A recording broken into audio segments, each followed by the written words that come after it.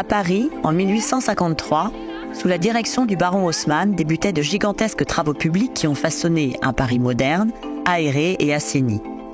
170 ans plus tard, Paris doit s'adapter à la crise climatique et la rénovation du bâti est un des principaux enjeux. Au sein de la direction des constructions publiques et de l'architecture, l'équipe de la passerelle transition écologique développe des projets pilotes à petite échelle pour tester des solutions bas carbone. Nous revoilà à l'école d'Ivry-le-Vassor et voici la petite fabrique que nous avons livrée en décembre 2020. Bon, donc depuis 3 ans, ça va, ça se passe bien. Ça se passe super bien. Il a pris sa place, il est fonctionnel, il n'est pas trop chaud, ni trop froid. Et à tel point que, alors que nous étions à l'origine du projet, maintenant tout le monde le veut. Voilà, donc c'est un franc succès. En 2024, la ville de Paris s'est engagée sur la rénovation globale de ses 6000 équipements d'ici 2050. Et en tout premier lieu, des 631 écoles. À petite échelle, la rénovation du pavillon s'inscrit dans cette démarche. À l'heure de la lutte contre le dérèglement climatique, pour la passerelle écologique, c'est la rénovation thermique en biosourcé qui est le principal enjeu de ce type de chantier. Des caissons d'isolation rapportés extérieurs en paille. Donc l'intérêt, c'est que là, les caissons, c'est des caissons il y a 20 cm de paille. Donc on a une très bonne isolation thermique, mais on est sur une épaisseur qui est compatible avec le tissu parisien. L'avantage, c'est que la paille, elle vient de près de Paris, à une trentaine de kilomètres.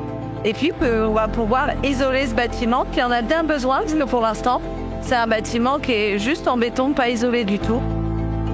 Pour la paille locale, rendez-vous chez Bâtissance. On est une entreprise à mission et on cherche à lutter contre le dérèglement climatique. Comment on fait ça ? On fait ça en industrialisant la seule méthode constructive qui décarbone 2 fois le bâtiment, une fois à la construction et une fois pendant sa durée de vie. Alors bienvenue, on va rentrer à l'intérieur. On fait de la préfabrication de murs bois-paille. On a ici une fenêtre de vérité qui nous permet de voir la paille qui est à l'intérieur du mur. On a un besoin urgent de décarboner le bâtiment. Quand on fait une analyse cycle de vie du bâtiment, 60% des gaz à effet de serre émis par le bâtiment sont émis lors de la construction de ce bâtiment. Et seulement 40% pendant la durée de vie du bâtiment. Le complexe que l'on fait est puits de carbone pendant la construction. Et on va apporter une isolation qui est telle qu'on va être de niveau passif pendant la durée de vie du bâtiment. Les gens que vous entendez derrière moi font partie à la fois des équipes de Bâtissance, mais aussi de la mairie de Paris, qui est venue faire un chantier participatif pour voir comment est-ce qu'on pouvait fabriquer cette isolation thermique par l'extérieur, cette ITE en ossature bois isolation botte de paille, c'est-à-dire entièrement biosourcée et qui a pourtant un R de 4,5, donc une très bonne performance thermique.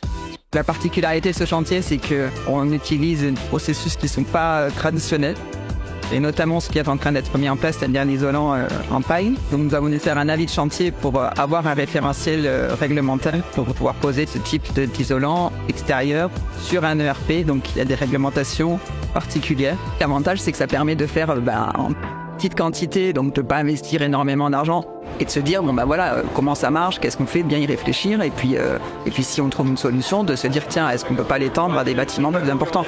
Après là c'est un petit bâtiment mais qui fait partie d'un grand ensemble scolaire, donc les contraintes sécurité incendie sont équivalentes à tous les gros bâtiments, parce que c'est l'ensemble en fait qui compte au niveau sécurité incendie.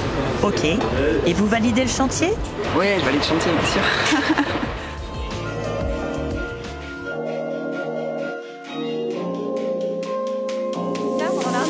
C'est l'atelier. Donc là, on a c'est la partie ventilation.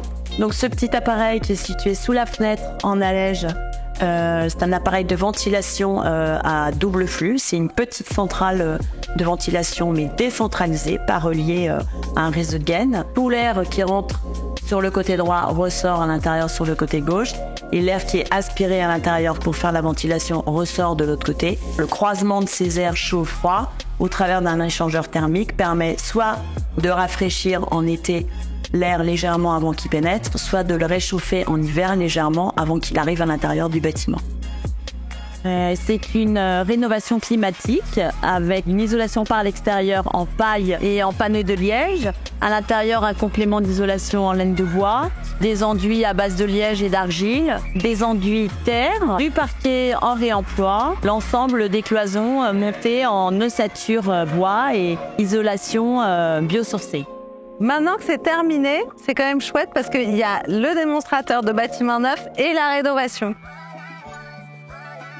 On est à une jonction pour massifier, changer d'échelle. Il va falloir qu'il y ait une communauté, une structure économique qui tienne à grande échelle. Et pour ça, il faut qu'on multiplie les occasions d'en parler, les occasions de comprendre ensemble là où c'est approprié. Et ça, c'est le but de ce type de tout petit bâtiment, d'arriver à mieux se comprendre et mieux structurer du côté des acteurs économiques.